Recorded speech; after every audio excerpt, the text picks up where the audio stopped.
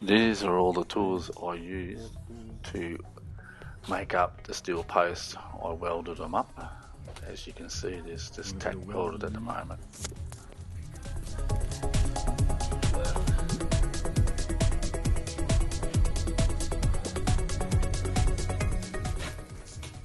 This is the outcome of the two posts, as you can see, holding up the carport.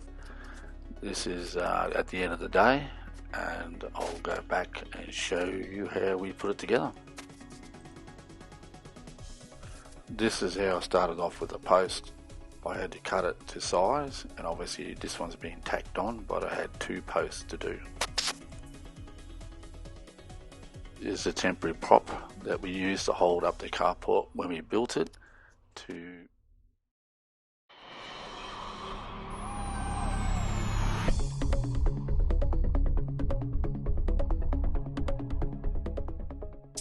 This is the mag drill, which I use to drill holes in the plates.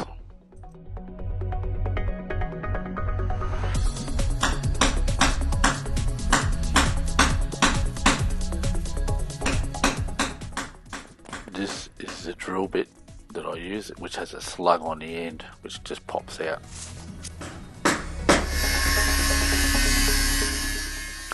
Just tying up the steel plates before I welded them on to the posts.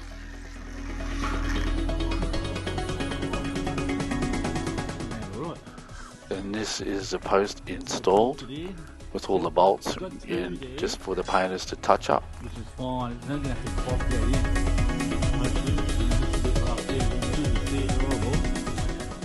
And this is how it looks at the end of the day after we packed up. The painters are going to come in and paint the posts and so forth, but overall it was a good job.